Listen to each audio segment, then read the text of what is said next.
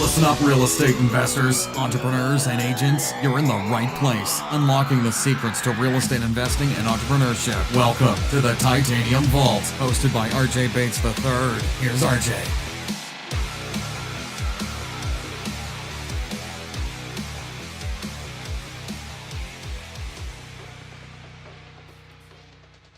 Hey guys, welcome to the Titanium Vault. I'm your host, RJ Bates. Today I'm sitting down with Karl Spielvogel, better known as Uncle Karl to the real estate investing world. How you doing, buddy?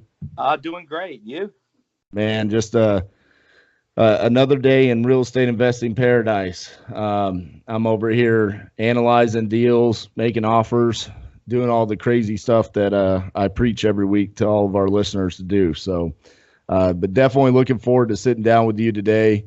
I know your background and your kind of your stick that you stick to is that you're the niche guy that does everything that nobody else wants to do or is doing. So kind of give us a little bit of background about yourself and how did you find yourself doing all this craziness in real estate investing? Well, what happened, I did real estate from 2000 to 2008, did pretty good. And then I lost everything in 2008. I was buying for appreciation. And I went out of business. Got so bad I had to go live on my mom's couch for a while. Actually, it wasn't too bad because she had a spare bedroom. I got home cooked meals. It was nice for a period of time, but after a while, Mom's like, maybe you should go get a job. I'm like, nope, I'll never get a job. I'm always going to be an entrepreneur. But then I went to the business, my ex-girlfriend, car business for years, and that's another stupid thing, going in business with your ex-girlfriend. That didn't work out very well. And then what happened was I was trying to get back into real estate. This was about 3 years ago.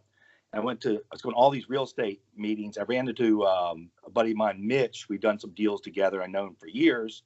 And he said, hey, Karl, I got this piece of property. It's a tax foreclosure. I can't find the guy. If you can find him, I'll give you half the deal. So like, okay, I didn't have anything to lose. So I still worked with my ex-girlfriend in the car lot. And I did a lot of research and I found the guy's resume.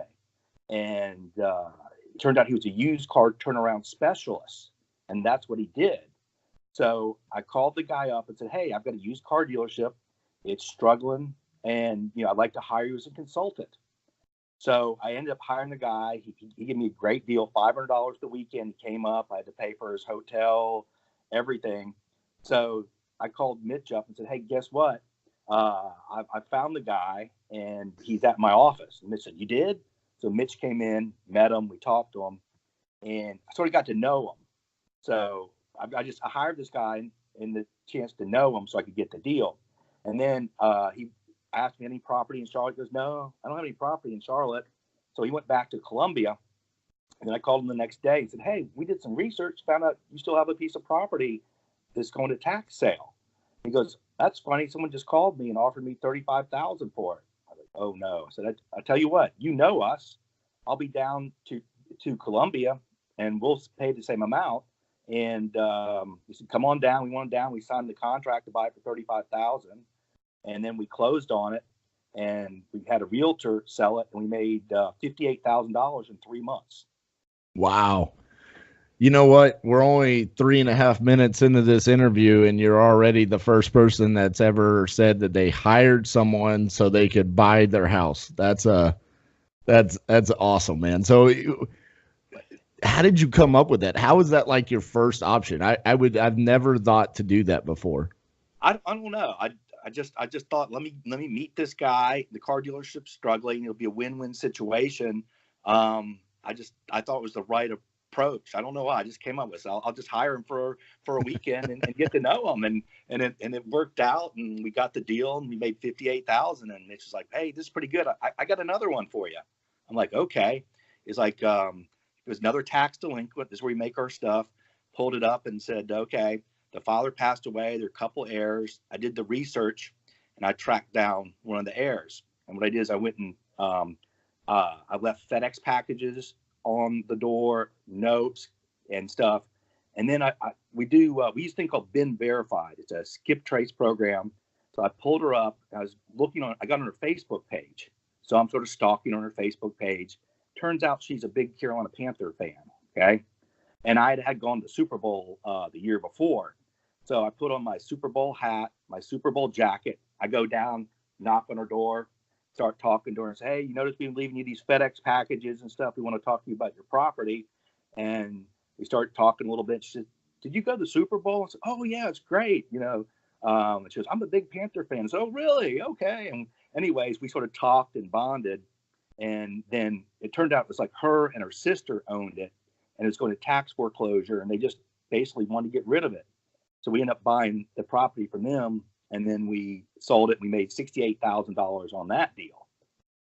So we do these crazy things. You know, that was just pulling up the Been Verified, getting on her Facebook page, learning about her, and then going and knocking on the door and talking to her and being right in right. her face. So, yeah, I mean, you're just being like uber creative with how you're building rapport with these motivated sellers. You know, I mean, so often you hear about it either in mastermind groups or, you know, on YouTube channels or whatever it is, where it's like, you know, it's not sometimes so much about the numbers as it is building the rapport and solving the motivated seller's problems. But I mean, you're really going and taking it to a whole nother level than anybody I've ever heard of, you know, or how they've explained how they've gotten deals. So after you did this on your first two deals, you know, once you're getting back in the game and it was successful, is that kind of where you realize like, hey, I think I'm on to something special here. Like this could be the way that we really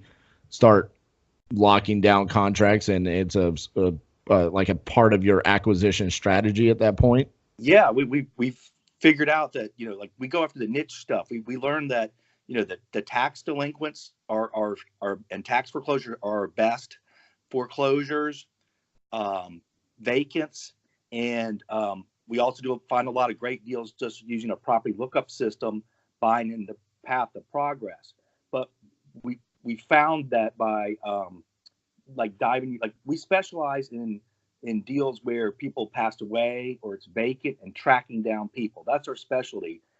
We did one deal with had 21 heirs, 6 different people passed away, and we put that whole deal together. You know, that's something that most investors would say it's too much work. And they, you know, I think most investors are lazy and they want to go for the low hanging fruit, and right. They won't put the effort in to really dive deep. Now we've had deals as high as 243,000 net on a 55,000 investment. We have one closing out today. We're making 190,000 on an $87,000 investment. But these deals are a lot of work, a lot of problems to put them together. But the reward is just incredible on these deals. And are you flipping these? Or are you wholesaling? I'm assuming these have to be flips, right? Well, we do very few flips. Most of our stuff is wholesales. Sometimes we'll buy them, clean them up, and resell them. And right. Sometimes straight wholesales, like the one for 191,000. It was a small rehab. We probably did $20,000 worth of work on it. We don't do any. We do very few rehabs. It's usually just cleaning them up and reselling them. So we're making these profits without doing rehabs. We do very, very few rehabs. Nice.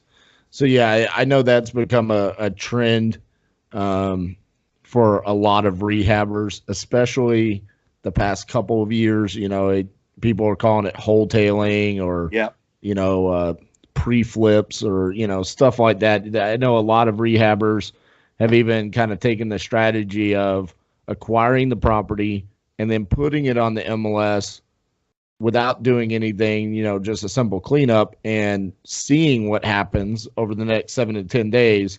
And if they get an acceptable offer, then they do that. And if not, then they take it back off, rehab it, and then sell it. You know, there's a lot of different ways to do that. So you're in the Charlotte, North Carolina market? Yep. We pretty much stay here. We will go a little bit outside of that, but we like to concentrate just in Mecklenburg County. Gotcha. Charlotte. Yeah. So let's talk about that. Like, so you're being creative with these deals, you know, on the acquisition side of things, and you're going after obviously highly distressed, like you said, vacant properties, you know, tax delinquent, even some of these, you know, having just, you know, 21 heirs. I mean, that's unbelievable. So when you're going after these properties and you finally get the contract, how are you deciding it? What is your criteria to say, okay, this is a wholesale or this is a wholesale, or, you know, how do you determine what you're going to do with the property at that point in time? It depends on the area, the situation. We just, like, for example, if it's area that's come up in value, we'll probably hold it. Or if, like, we were buying stuff along the light rail, that area, so we're going to hold that. If it's a subject to, like, we picked up a subject to the other day where it was paid on for 18 years, we're going to hold that. So Yep. depending on cash flow, like we don't like to keep condos. We don't like to keep too much land unless it's near the light rail. So we just we look at it, and if it's going to cash flow or it's going to go up in value, we sort of make that determination that way. I love it. All right, let's dive into that subject to deal that you just brought up, because, you know, they've been paying on that for 18 years, you said, right? Yeah, and for us, what it was is a foreclosure. And so we always go knock on the doors and call. So I knocked on the door, and I'm like, hey, you know, my name is Karl, and I want to talk to you about the property. And what happened was the lady that owned it passed away. So the only heir was the daughter. And we basically used our BIN verified, and we pulled the obit. So we knew it was the daughter, but we knocked on the door, and I started talking to people that lived there, and they were good friends with the daughter. So I said, can you give me your number? If you give me your number, I will pay you a $500 referral fee if we get it. So we had her phone number, and the thing is, we kept calling the daughter, and we called her and called her and called her and called her. She wouldn't respond. Then we started texting her. And then it was probably 2 weeks before the foreclosure date. And we kept texting her, said, what does it hurt to reach out and talk to us? Why don't you please talk to us? So she ended up reaching out to us, and we said, okay, you've got this property. It's going in foreclosure. We'd like to buy it. And so she sold it to us for $750, and she just deeded us the property. And we ended up reinstating the mortgage. We were into it for like $7,500 to reinstate the mortgage and fix it up. It rents for like $950. The payment's $450. We've had it a year, so there's 11 years left on the mortgage. But it was basically a situation where the daughter didn't want to deal with it. She just, you know, and she was just letting it go. And we find that all the time where people pass away, and the heirs they don't really care about the property. That property is worth $135,000 right now, and we owe probably about $35,000 on it. Nice. So let me ask you, because it sounds like you're pretty fluent when it comes to subject tos and making those types of offers. And this is always a question that I love to ask guests that are doing subject tos is, and I know this one's a little bit of a different situation. So just more generically speaking, when you offer on subject to, are you telling the seller that you will refinance them out of their existing mortgage at some point in time? No. Or are you kind of going in and saying it's probably going to go the full term? I just said, we're going to take over your mortgage. That's all I said. We'll take over your mortgage.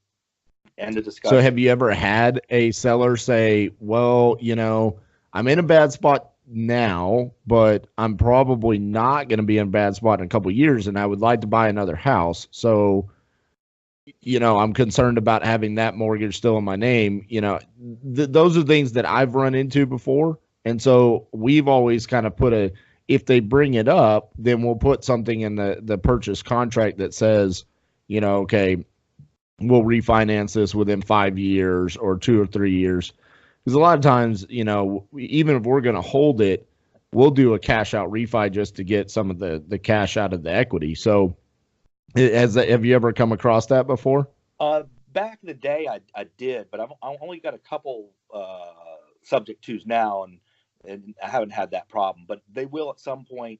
Since the lady's passed away in this one, no, they're never going to come back. But I have one other one that at some point they're going to probably say, hey, actually they end up buying another house, and all they had to do was provide the lease to them, and they were able to get the other house. But at some point they're going to, you know, so there are some other creative solutions that you can get to help them get through it. But that is a good question, you know. Well, you know what, and the other point is that because you are targeting such niche and also highly motivated sellers, that maybe that's a good kind of a point of reference there to just show that the motivation sometimes can outweigh something that, looking forward in the future. These sellers you're the ones that you're going after. They haven't brought this up. The ones that I have gone after, because a lot of the subject to deals that we've gotten have come from Facebook ads.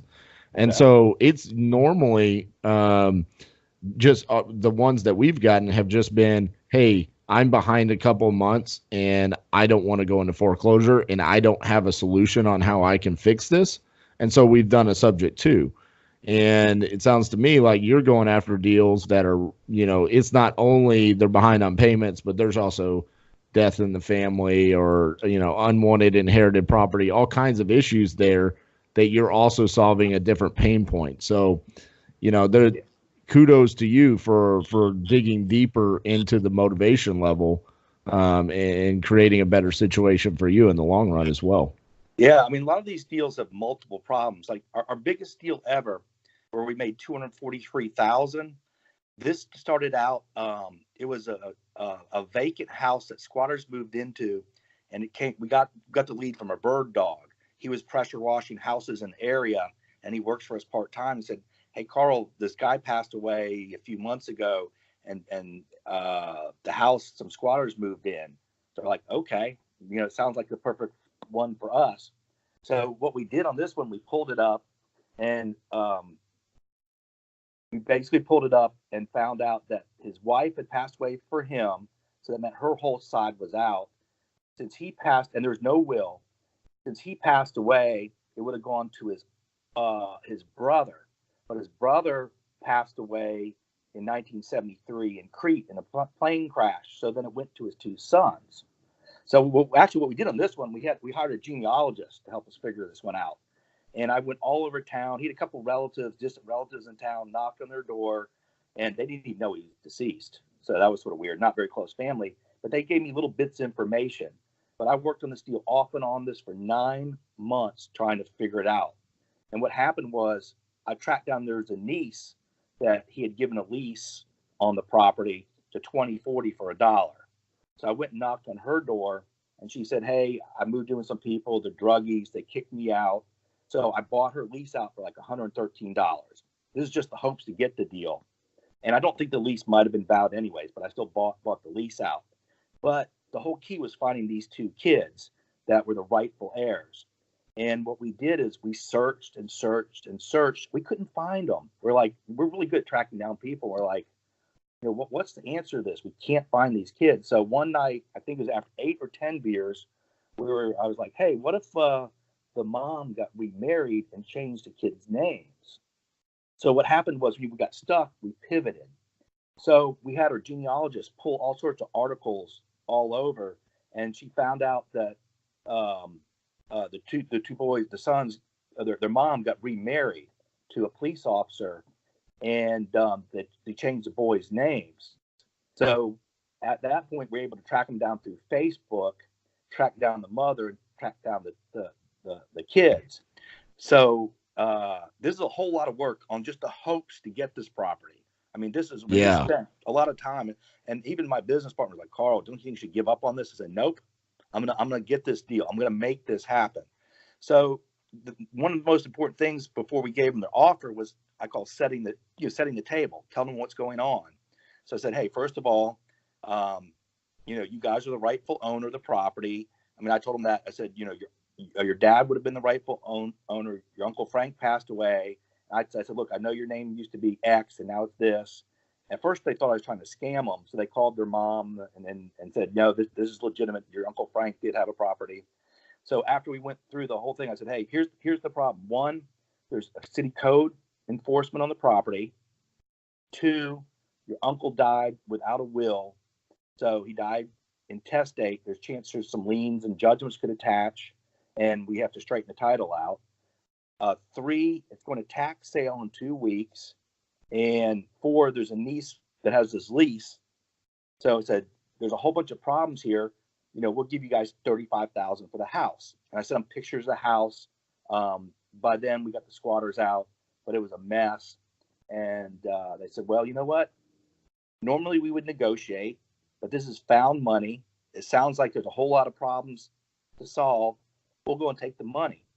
So we bought it for $35,000. Now here's a little key in North Carolina that's pretty cool. If somebody's been passed away 2 years, you don't have to open an estate to sell it, and you don't have to go through probate, which is cool because we were afraid if we opened it up that something might happen. So after we bought it, we had to keep it 9 months, and then we ended up selling it for we bought it for 35. We had to put a little bit of money just cleaning it up and paying everybody. And after we sold it, now I paid the bird dog $6,000.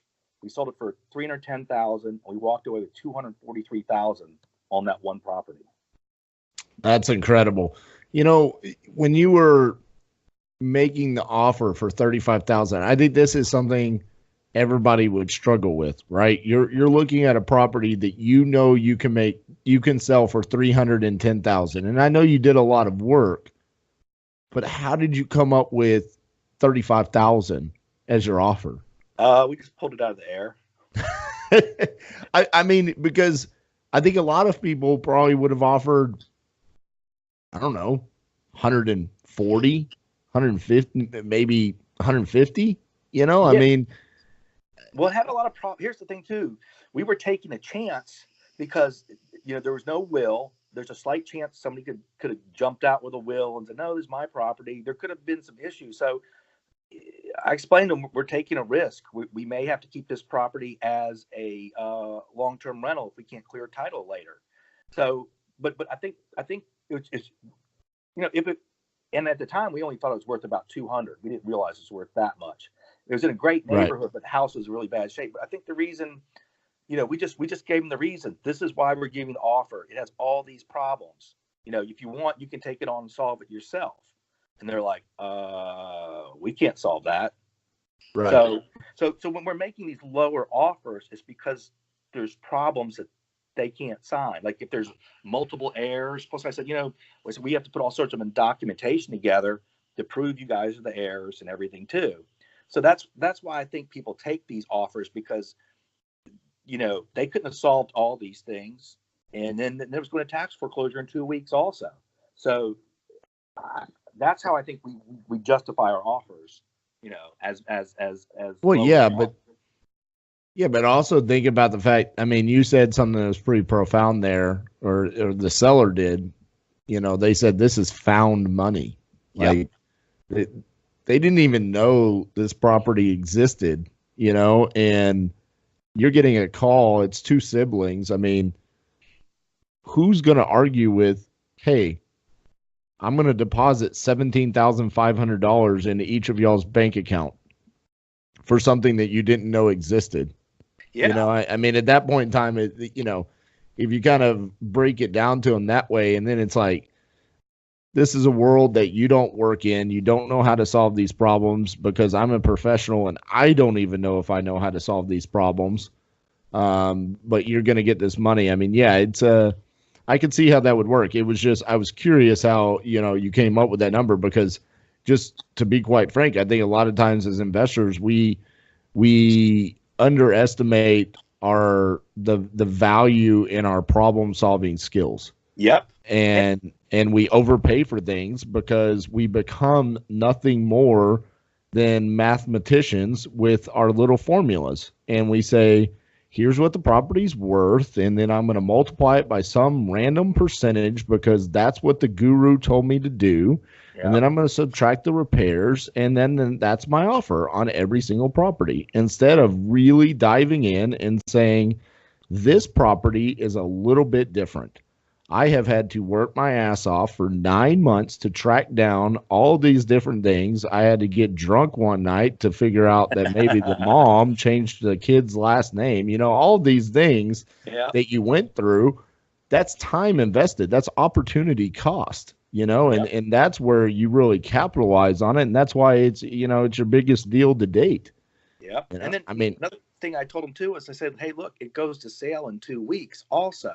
So they're like, oh man, we don't know if we want to come up with the money to pay these taxes. So they so yeah, it just made sense to them to take the money and be done and let me do what I do, so. Right. And then, yeah, I mean, it's those situations, they don't come across, very often where, you can sit there and say, I can basically make all of my money on the front end, right? By doing all of this work, I don't have to do a whole lot of work on the back end to make an extremely profitable day. And when those opportunities do come, I guess the moral of the story here is really dive deep into why you're making the offer that you're making, and try to figure out how you can monetize it the best. Because I bet to those kids, I'm just picturing, how, the son went home that night and said, wife, you won't believe this. We're going to get $17,000 for a house I didn't even know existed.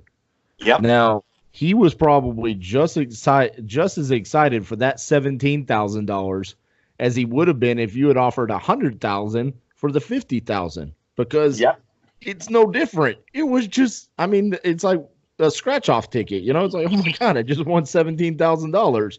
You're going to tell everybody for the next year about this story about how you just got handed $17,000, but you could have easily made that 50. So that's an incredible story. So, what you're doing with really going after these crazy things. I know, I follow you on Facebook, and you're always talking about squatters. Yeah. Is that like, is this like some kind of weird obsession that you have, or are you a masochist and you just don't?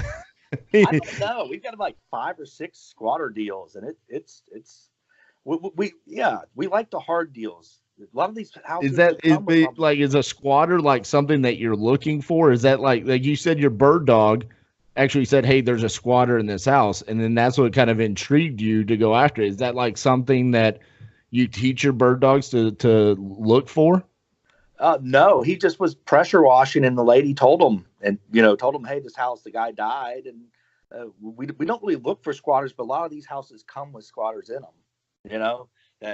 Like if they've been vacant for a while, somebody had moved into them, and we're having a big problem in Charlotte right now with people doing that, and it's a pain to get them out. So let's talk about that. What are some of your tactics there for anybody that has a squatter right now? What are some of the things that you do to try to get them out of it and remove them from the situation? The best thing is to just go talk on them, tell them the product's been sold and that there's a moving allowance, and pay them. That's worked best for us. Sometimes we get affidavits from the old owner's heirs that there's no lease and the people shouldn't be there. We just got 2 people arrested. Like, we bought this one house, and then people moved in while we were buying it. And then they said they had a verbal lease, and then we had to go to the police, and they got them arrested. And then they ended up fighting the police and got arrested for fighting the police officers.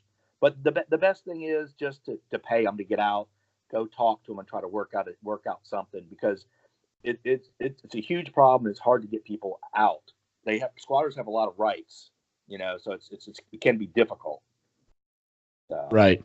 So let's say, I go buy a property for $50,000, say it's worth $100 fixed up. I'm going to rent it for, $1,200 a month. That sounds like a generic property, right? Mm-hmm. I show up, there's a squatter. How much am I offering them? $100, $1,000, $5,000? How do you make that determination? It depends. Usually it's $400 to $1,500. And a lot of times, like, we'll provide a moving van or rent them a temporary place. It all depends on the situation. You just got to feel them out. You got to just start the conversation and see where the conversation goes. Do you have any place to go? Do you know when you move in? So we paid $800, $1,500. It just depends. You got to feel them out, their situation, and sort of tailor it towards their needs. So you brought up that squatters have rights, right? Yeah. Maybe you don't know the answer to this, and I apologize if you don't. Yeah. But at what point in time does a squatter relinquish his rights? Like, you show up to the property and you pay him $100 and he leaves. Okay, did he relinquish his rights? Because what if he shows up and he decides he wants to go get a Big Mac at McDonald's, and he walks out and you change the locks. I mean, are you at fault then? So Well, does he have to sign something? yes, we always give him to sign something. I vacated the property. I no longer live here. I realize if I come back on the property, I'll be arrested for trespassing. We give them to sign something when you give them the money, and then we board it up because they do break back in. They do.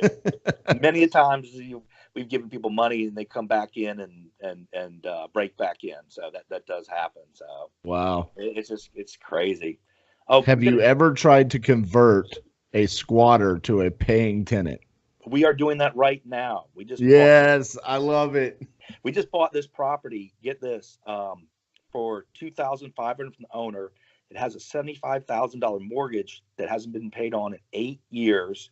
And they said that they're not going to foreclose. We already called the mortgage. So we went there. The squatter's been living there.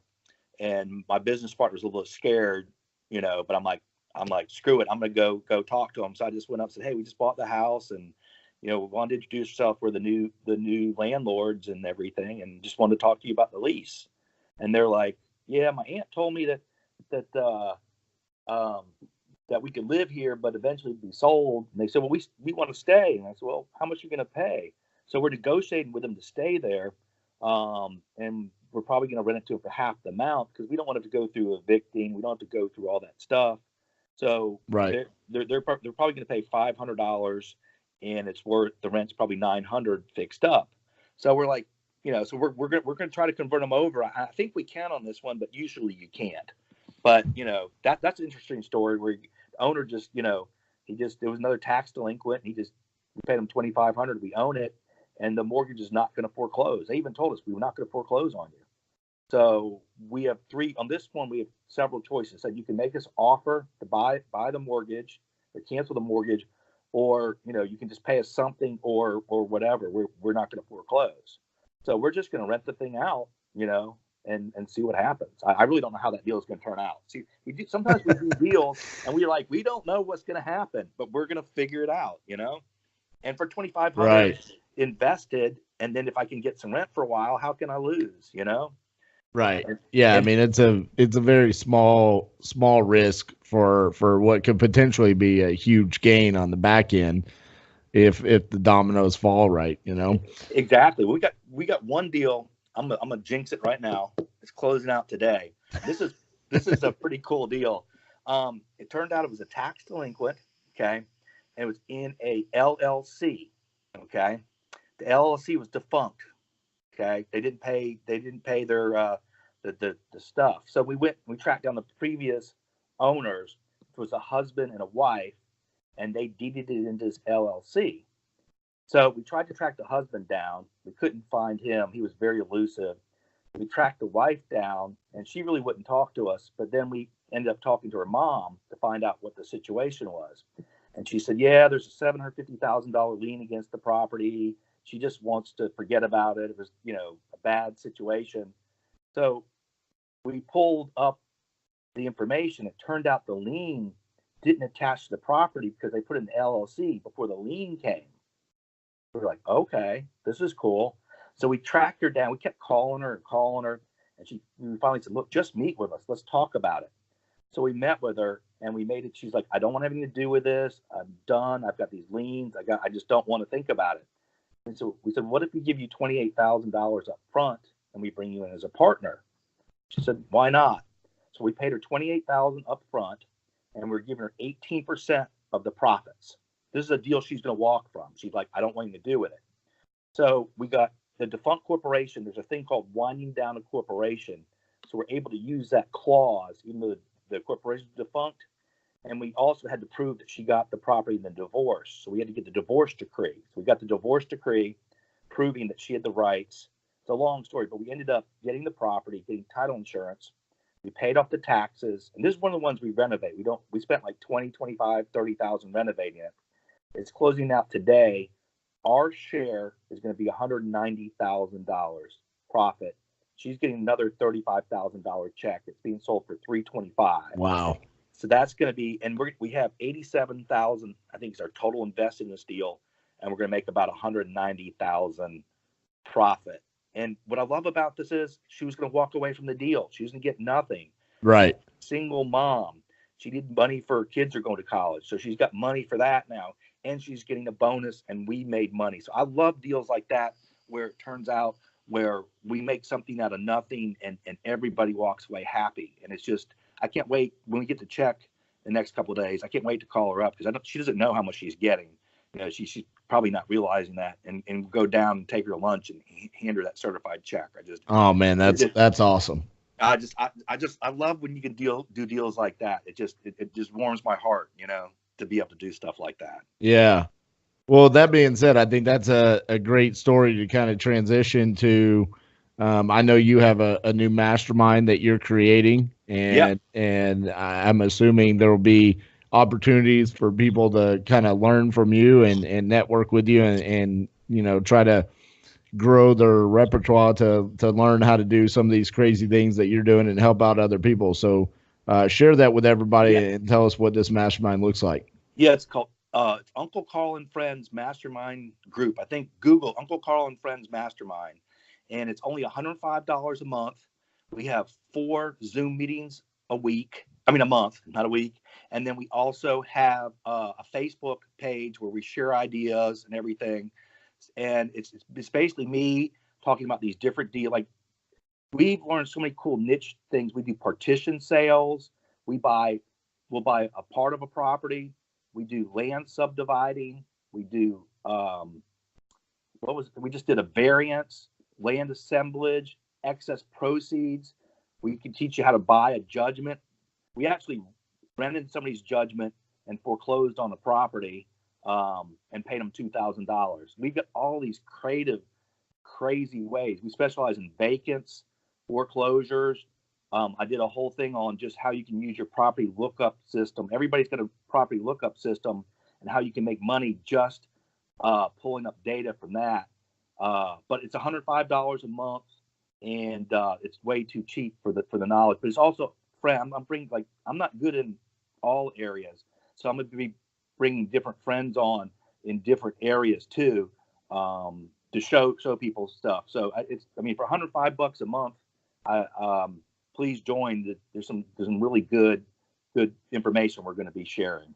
Yeah, I mean, for $105 a month, I mean, that's such a small investment just over the course of a year. I mean, if you're doing any type of marketing, you know, you're going to come across a deal in a year where it's going to be like, I don't know how to solve this problem. You know, I don't know how to track down 21 heirs, or I don't know how to track down the children's whose, you know, last names have been changed and I can make, you know, $293,000. I mean, just the information that you've shared here today, I mean, it's sounds like it'd be well worth it to be a part of a group like that, especially to have, you know, 4 calls in a month where, you know, an open forum with you where they can bring you deals and say, hey, you know, what can we do here? What do you suggest? And just hear you tell your story. Yeah. So that's an awesome opportunity for everybody in the real estate investing world.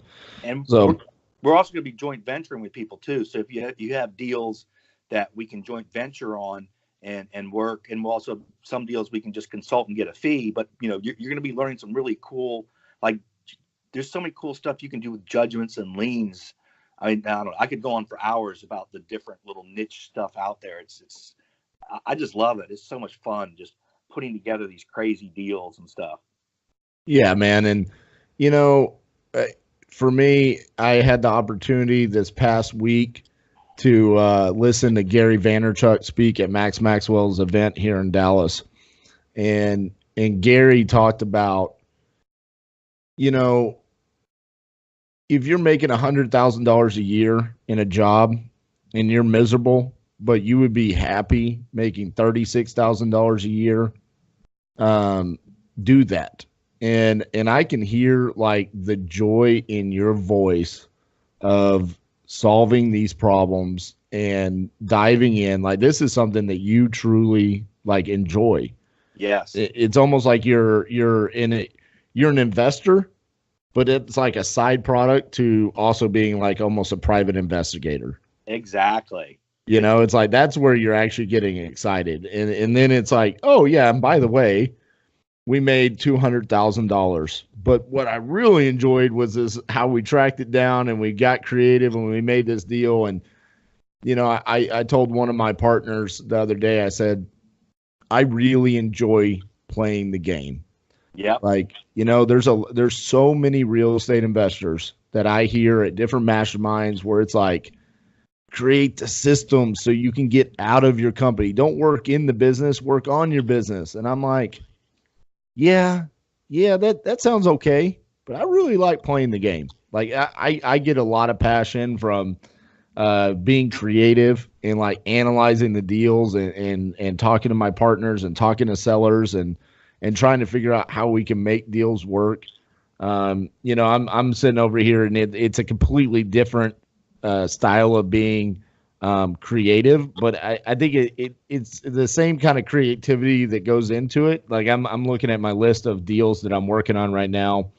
We've got a 40 property portfolio in Tulsa, another 29 property portfolio in Ohio, and then another 80 properties in Ohio that we're working on acquiring from a lender, and then we're wholesaling. And I would love to learn how to do that. That would be really cool. And dude, and I'm looking at it and it's like both of these deals, like the first two, the 29 in Ohio and the 40 in Tulsa, when the sellers contacted me, these are not motivated sellers. Okay. These are other investors that own portfolios. Okay. And they're coming to me saying, hey, RJ, this is what I need. And both of them need cash in their pocket. Right. And they needed a certain amount of cash in their pocket. So what I did was I worked out an arrangement to where instead of buying the whole portfolio, I give them what they need. You need $200,000 in your pocket. I'll give you your $200,000, but you seller finance the rest to me.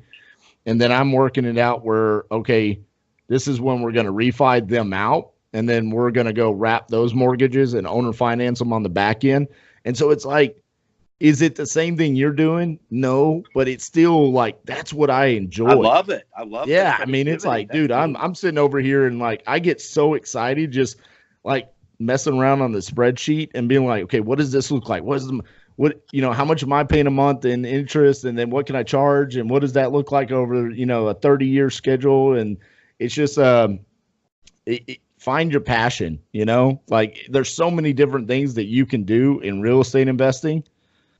From wholesaling to flips to rentals to owner financing to buying and selling notes. And then like, even in those, like what you've created in your company is like such a niche market that you're going after a lot of tax delinquencies, those vacant properties, you're getting properties with squatters, but you're being so creative with it that in all reality, what it sounds like to me, and this is just me making an assumption from our interview today, it sounds like you don't have to do a ton of volume.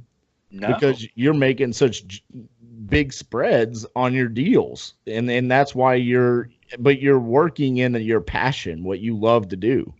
And what's great is we don't spend any money in marketing. This is all us going out and finding these deals and creating these deals. It is time, but what's nice, I think, you've got some people that probably don't have a tremendous amount of money listing is you don't have to have money. There's a lot of these deals too that we're getting for $500. Let me tell you a real quick story. This one deal, it was a tax delinquent. We tracked down the two heirs. We gave them $500 up front to get on the deed, and they get another $2,000 a piece when we close out the house. They were happy. They were going to walk away from it. It had problems. So we just closed this out a couple of days ago, and we made $66,000 on about a $1,500 investment. But the thing is there's a lot of creative ways you can do this. You can get on deed and then straighten out the problem. So everybody, don't think you have to have a ton of money to do this. Use your mind. And you can do a lot of creative things. Absolutely. And in every deal that I just talked about there, I will not invest $1 of my own money in those deals. Wow. It's not going to happen. And I tell that to the seller, like, and these are my buddies, the one of the sellers is kind of a unique situation. He's actually a partner with me on a large portfolio in St. Louis, but he owns a separate portfolio in Tulsa. So it's like he's my partner, but then again, on this deal, we're not. So he's seller, I'm buyer, and that's how we're working it out. And it's like, look, he knows the deal. He knows I'm not. RJ Bates is not going to cut him a check for $200,000. and I flat out have told him that. I'm like, look, these are the terms. He likes them. I like them. It solves his problem. Now I'm like, look, give me a week to 2 weeks. I'm going to go raise the $200,000 and we'll get this closed. And that's the world that we live in. And, it's refreshing to me to hear someone, have that passion and that joy in their voice where it's like, you're just telling these stories, man. And it's like the same passion and just inspiration that I get, man. It's like someone asked me, like, how was your day? And to be quite frank, it's like I could get a check for, 6 figures. And I'd be like, it was good that deal closed. But what really gets me excited is back when the deal started. And it was like, this is how we created the deal. And this is how all the moving pieces, this is how we put it together. I really enjoy that part of the game. And so for anyone that's listening, like, find what your joy is in this business. Obviously, if you're listening to this podcast, you're in real estate investing, you're wanting to grow your business and learn from, other investors like Karl here, and find what you enjoy about this business. And most of the time what I've learned is it's not about making the money. The money is a byproduct of what we do. So go out, find what you enjoy in this business, join masterminds. Like the fact that Karl's mastermind is $105 a month is just an incredible opportunity for everybody out there. For some of you that are listening, you might be like, oh, that's great, RJ. You have so many private money connections that, you're going to buy these portfolios and not use any of your own money. Almost all of our private money that we have ever gotten has come from joining masterminds. Yeah. So join Karl's mastermind. You have no idea how many people are eventually going to be in that mastermind. 2-3 years from now, there could be tens of thousands of people in there. And if you go in there and you become a valuable member of that community, bring content, ask questions, always add value, make it a reciprocal relationship, you have no idea who's going to come into your world and say, I've been watching you for the past 6 months, and man, I really like what you're doing. And I've got $5 million over here, and this is the return I want. Go get us some deals. Because that's what happens. So, Karl, one last thing. Last thoughts. Okay. If you want to contact me, I'll give you my phone number. Well, the best number to reach me on is 704-777-7777. Extension 1 is our We Buy House number. It's easy to remember. Leave a message. It might take a while to get back, but that's a good way to contact me. Or I'll tell you what, I'm gonna give you my personal cell phone number too, if people want to, but text me first. It's 704-995-5385, 704-995-5385. Well, I have to say it. I have to tell the story now because you made me do it, Karl. Okay. Maybe you haven't heard the story, so I'll tell it directly to you. Okay. The first ever podcast that I was ever on was the Joe Fairless, best real estate investing advice ever. Have you heard of that show? Yeah. Yeah. So I got invited on there. I'm super nervous. I have no equipment. I don't have a microphone and all of this. So I'm on my cell phone. I'm walking around on my cell phone getting interviewed. And literally my voice is trembling at the beginning. Like I can't even breathe. And by the end, I've survived. And Joe says, what's the best way for people to contact you? And I just was so unprepared for the question. I just said, my cell phone number is 817-915-6860. And didn't even think about the fact that Joe has a very large following. Yeah. And so I started getting calls from people all across the country that were like, hey, buy this property, buy this property. So I actually bought 2 properties that I still own today, both of them for $15,000. It was the first property I ever bought in Dayton, Ohio, and the first property I ever bought in Jackson, Mississippi. I bought from the Joe Fairless podcast. So I Cool. love it when people drop their cell phone numbers on the podcast because I'm like, man, that reminds me back in the day when I did that. So, man, I hope you message me soon and you say, hey, I remember when I dropped my cell phone number, I got a deal from it because that's one of my favorite things that's ever happened to me. So, Oh, that's great. Yeah. yeah, man. Well, Uncle Karl, thank you so much for Sure. joining us on the Titanium Vault, man, and dropping all the knowledge that you did today. Great. I appreciate it. Yeah. All right, guys, that's our show for this week. If you enjoyed what you listened today, please drop us a review on iTunes or Stitcher or any other platform that you're listening to. That's what helps us get our message out to more people. And we will see you guys next week. Thank you. Thanks so much for listening to the Titanium Vault with your host, RJ Bates III. For more info and to stay up to date, visit www.podcast.thetitaniumvault.com and on facebook.com/The Titanium Vault. If you enjoyed the episode, please rate and review, and we'll catch you next time on the Titanium Vault.